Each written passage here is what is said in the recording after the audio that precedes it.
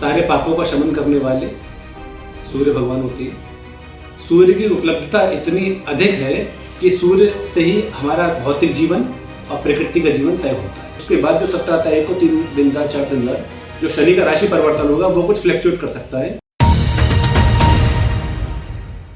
नमस्कार, UP news studio network के special programme धर्मचक्र में आपका स्वागत है। आज हम बात करेंगे माघ माह के पहले पर्व मकर संक्रांति के बारे में।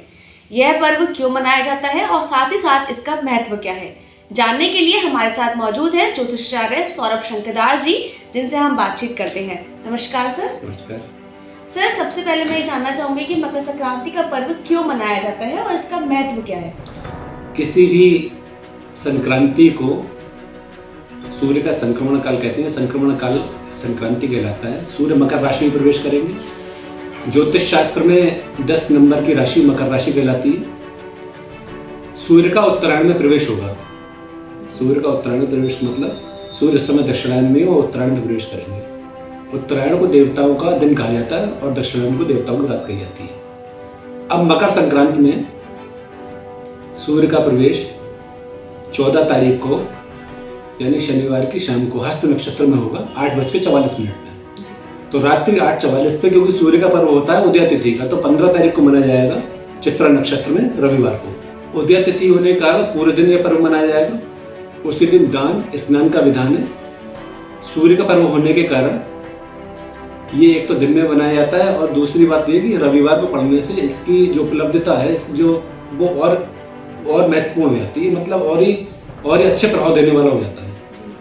तुला राशि के चंद्रमा में ये पर्व मनाया जाएगा और अति सूक्ष्म बहुत ही अच्छा होगा। अलग अलग तरीके से सूर्य की अवधारणाओं के हिसाब से अलग अलग लोग अलग अलग नाम से इसके पूजन करते हैं। जैसे पंजाब में लोहड़ी कहते हैं, जम्मू कश्मीर में लोहड़ी कहेंगे उसे, केरला असम में से बिहू कहते हैं। बिहू सूर्य का एक पर्व होता है, उसे कहते हैं। हमारे यहाँ मकर संक्रांति मनाते हैं। तो इस तरीके से इस पर्व की महत्ता और अधिक बढ़ जाती है और इसे हम सूर्य पर्व के नाम से मनाते हैं। सर, ज्योतिषीय अवधारणा के अनुसार मकर संक्रांति का क्या महत्व है और क्या है मकर संक्रांति? सूर्य सौर मंडल में बहुत ही अच्छी स्थिति रखते हैं। सारे पापों का शमन करने वाले सूर्य भगवान होते हैं। सूर्य की उपलब्धता इतनी अधिक है कि सूर्य से ही हमारा भौतिक जीवन और प्रकृति का जीवन तय होता है। ज्योतिष शास्त्र का निर्माण ही सूर्य से हुआ है, सूर्य के ज्ञान से ही हुआ है। शरीर में सूर्य की स्थिति एक पिंगला नाड़ी होती है, एक इड़ा नाड़ी, एक पिंगला नाड़ी। पिंगला नाड़ी बायां स्वर सूर्य का कारक होता है। अगर वो काम करना बंद कर दे तो जठराग्नि है, मंदाग्नि है, 5 तरीके की अग्नि है जो शरीर में ब्लड का फ्लो है, वो सूर्य के कारण होता है। अभी सूर्य दक्षिणायन में है तो आप ठंड की स्थिति देख लीजिए। सूर्य अपना काम नहीं कर रहा है, सूर्य बृहस्पति के घर पे है, शिष्य अपने गुरु के घर पे है। तो इस तरीके की वो अपना जो वैभव है सूर्य का वो उसमें नहीं आ सकते, अपना काम नहीं कर सकते। गुरु के भाव में, गुरु के घर में तो बड़ा संभाव में रहा जाता है। इसलिए सूर्य अपनी अवस्था खो चुकी है। जब सूर्य उत्तरायण में प्रवेश करेंगे तो हल्के हल्के मौसम बदलेगा। जोशी मठ में जो घटनाएं हो रही हैं टेक्टोनिक प्लेट की सरकने की, टूटने की, उनमें कुछ आराम आएगा। ये केवल उत्तराखंड में ही रहेगा, इधर उधर ज़्यादा नहीं फैलेगा। लेकिन फिर भी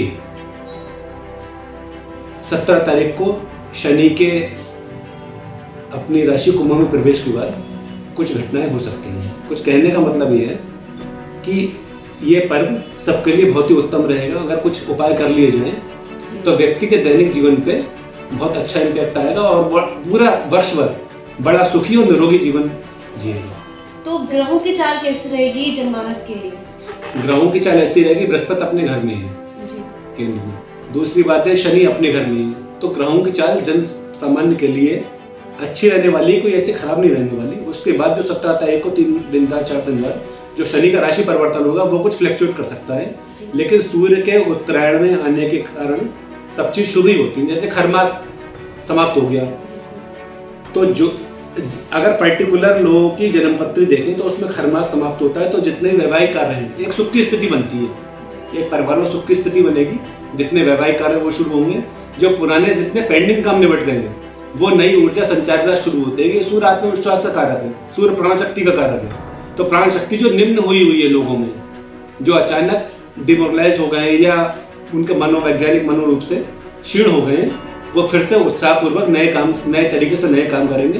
सूर्य का पर्व बड़ा खुशहाली लाने वाला होता है और हर तरीके से प्रकृति में उत्साह की लहर देखने को मिलेगी। सर, उत्तरायण के पर्व को और कैसे बेहतर बनाया जा सकता है? उत्तरायण का पर्व सूर्य पे निर्भर करता है, सूर्य सिद्धांत पे निर्भर करता है।